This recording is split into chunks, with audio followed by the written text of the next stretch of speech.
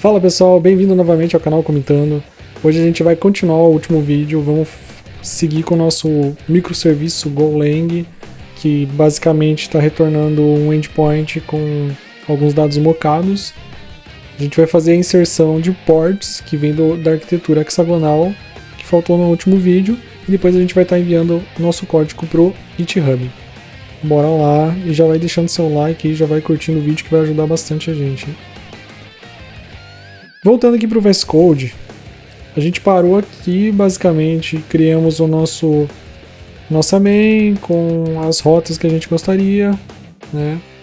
Temos a nossa struct aqui que mais ou menos define o domínio, né? O nosso post, define a estrutura do nosso post. Temos um service que tem a nossa lógica que basicamente busca lá do repositório do mock, mais nada além. Temos o nosso repositório aqui na camada de persistência e a saída dele, a camada de persistência é a consulta do banco e a saída dele é o nosso HTTP, né? Então, nada novo, quem viu o último vídeo está acompanhando. Basicamente a gente vai inserir agora o conceito de ports. Então, ports, quando a gente começa a falar de ports não hexagonal, é a gente trabalhar com interfaces que vão proteger toda a nossa camada interna do código, todo o nosso use case, a nossa lógica, da camada externa que vai estar nos adapters, né?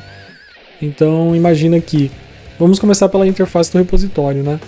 Então é um bom exemplo, porque aqui a gente vai, o repositório é o lado que vai se comunicar com o banco. Provavelmente no próximo vídeo a gente vai estar trabalhando já mexendo com o banco de dados.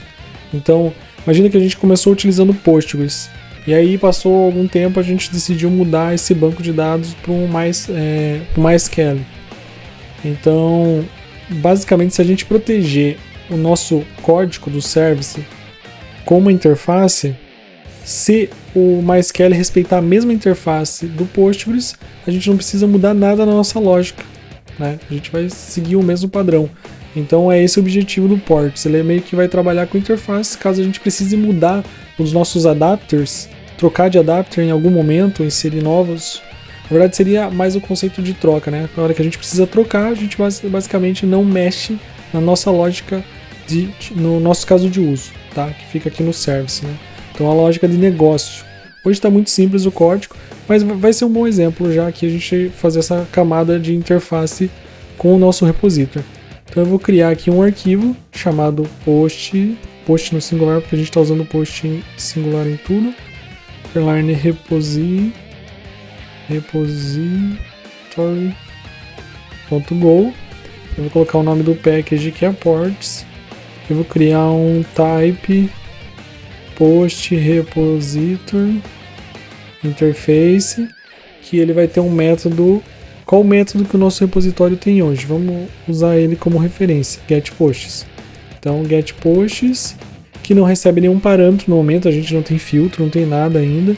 E ele retorna o quê? O domain post aqui, ó, né? Uma lista de domain post. Então, aqui eu já vou importar, ó. Veja que quando eu dei o enter, ele já importou automaticamente. E por enquanto só isso. No futuro a gente pode ter um getPost que vai retornar, vai receber um ID, aqui ó, exatamente isso, por exemplo, né? E por enquanto a gente não está trabalhando com erros aqui, né? Porque a camada de banco de dados ele não tem. Opa, ele importou um cara nada a ver aqui quando eu dei enter no ID, né? Mas basicamente a gente vai ter um getPost, a gente pode ter um createPost, basicamente o que ele está mostrando aqui, ó, um updatePost, um deletePost. Vamos dizer que essa é a interface padrão do CRUD, né? Mas não vamos focar também nisso agora, né? Por enquanto a gente só quer criar a nossa interface, que é aí que o nosso repositor respeita a interface base, que é um getPosts. Beleza? Beleza. Criamos nossa interface, bem simples. Ela só tem, a gente obriga que quem seguir essa interface só tem um método getPosts que retorna uma lista de posts. Tranquilo. Nada muito complexo. Só para a gente manter o nosso código da última aula. Agora eu venho para a camada de persistência, que já estava aberto aqui do lado, né? Eu posso deixar assim, aqui do lado. E eu vou...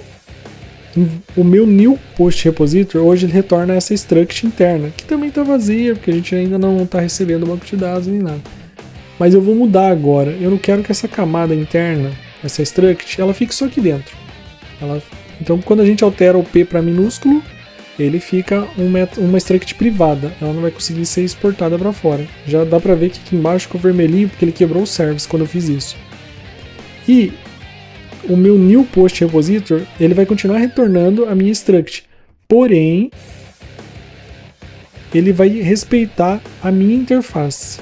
Então eu vou pegar aqui ports.postRepositor. Pode ver que já importou aqui, aqui embaixo do ports, importou o meu post repositor. Beleza? Tranquilo. Tá aqui. E aqui, nesse método, aqui também tem que deixar minúsculo, né? Porque agora a nossa struct está privada.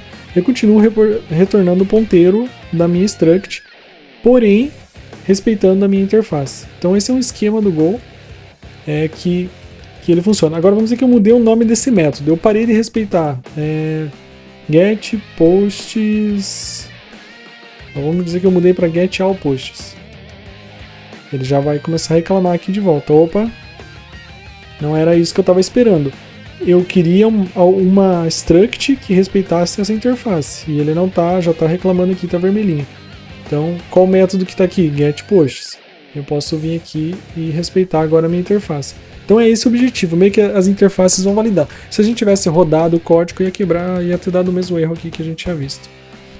Beleza.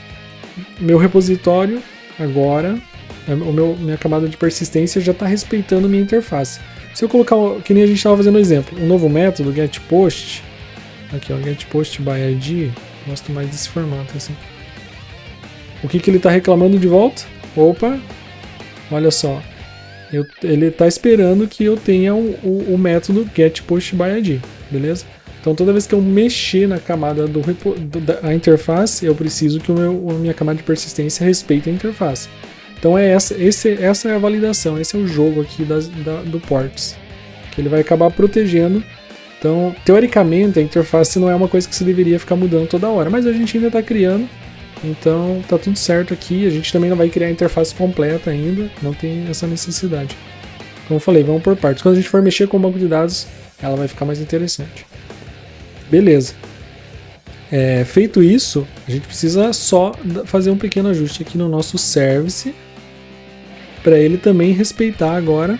Não, agora em vez dele ficar olhando para o ponteiro da nossa camada de persistência, ele vai pegar e vai olhar para a nossa interface e basicamente a gente já diz para ele, olha, se qualquer coisa que vir aqui na variável repo, qualquer coisa que vir respeitando essa interface, tá válido. Então se for um post repositor do Postgres, um post repositor do MySQL ou o que for, importante é respeitar essa interface, porque daqui para baixo o código vai funcionar. Então basicamente é isso. Salvamos agora. Vamos rodar os testes só para ver se a gente não quebrou nada. Go, teste. Legal. Os testes estão passando porque a mudança foi muito simples. A gente simplesmente inseriu uma interface agora no código. Talvez tenha ficado um pouco complexo para entender nesse começo, mas conforme a gente for evoluindo, vai ficando bem mais simples e bem mais óbvio do que o que a gente está fazendo. Bom, agora vamos subir isso daqui para o GitHub. A gente tinha um problema, né? Na última aula eu comentei, eu estava esquecendo já, lembrei agora, né? Que tem os nossos handlers aqui. Vamos fazer o seguinte. Vamos renomear o nosso adapter para handlers, que são as nossas rotas, né? E eu vou ajustar aqui o namespace para handlers e handler. Beleza. Então nossos handlers do post. Ainda não é o melhor nome, mas eu acho que já funciona. Então são como se fossem os nossos controllers, né? Essa camada aqui de adapters, tá? E aqui ele também quebrou o teste. Vamos só alterar para adapter handlers, não tem problema. Acho que é um nome que funciona, tá? Vou rodar os testes só para garantir que tudo tá passando. Legal. E vou fazer o seguinte, vamos enviar isso aqui para o GitHub. A gente volta aqui, a gente criou um repositório chamado aula blog, não foi um bom nome, né? Vamos criar agora rapidão um repositório API blog, new repository, API blog, público, sem nada no código, create repository. Agora eu vou seguir as instruções aqui, ó. Volto para o meu VS Code, git init.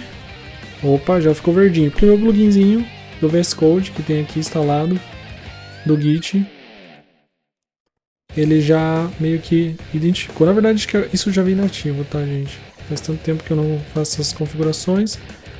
Aqui ele está pedindo para adicionar um readme, a gente vai adicionar tudo e vai fazer o nosso próprio commit. Então, basicamente, git add, a gente vai fazer o commit, git commit -m fit, aí pode ser create the hexagonal template. Adicionamos tudo, git push order. Opa, não dá para dar push ainda, porque esse é o primeiro commit. Aí tem mais um comandinho que eu preciso fazer, eu preciso adicionar o meu remote, tá? Então eu vou vir copiar aqui esse endereço do meu novo repositório, vou adicionar git remote -v, você consegue ver os remotes, tá certinho. Agora eu posso dar um git push org main. Se eu quiser mandar direto para main, né? Como eu não tinha criado nada ainda, né? Mas para quem assistiu o primeiro vídeo, vai ver eu abrindo os PRs e tudo mais. Mas nesse caso eu vou mandar direto para branch main, porque vai ser nosso primeiro commit. Eu prometo que nas próximas aulas eu abro um PR certinho para a gente fazer o esquema correto, tá? Então o ideal é que eu tivesse já mandado alguma coisa para o main logo que a gente iniciou a aula, né? Criado o repositório. E agora, quando eu tivesse chegado nessa estrutura final, mais ou menos, a gente sim abriria um PR, faria o code review desse PR com algum colega de trabalho, e aí daria merge do nossa branch auxiliar para nossa branch main. Ó. Beleza. Mas agora eu estou enviando aqui. Pronto, mandei. Se a gente dá um Command R aqui, ou um Ctrl R, tá aqui a nossa estrutura inicial do projeto. Bem simples, ela não é a mais perfeita da hexagonal. Se vocês quiserem procurar mais exemplos, ó, a gente nem adicionou um readme. Mas assim, para quem não viu, tem uma videoaula só ensinando a fazer um readme legalzinho, até usando IA. Então a gente pode, vocês podem estar gerando aí no repositório de vocês um readme ou criando manualmente ali, né? Legal.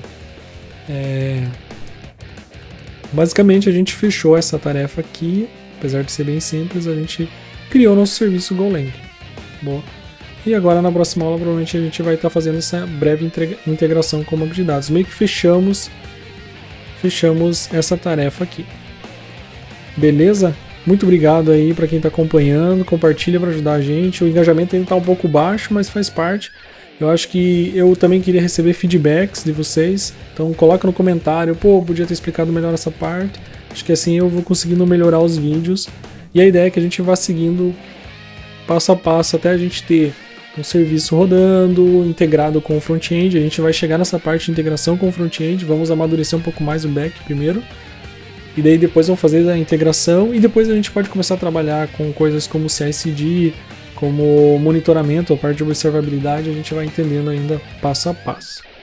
Beleza? Valeu, deixa o joinha aí, compartilha o vídeo. Obrigado, até mais.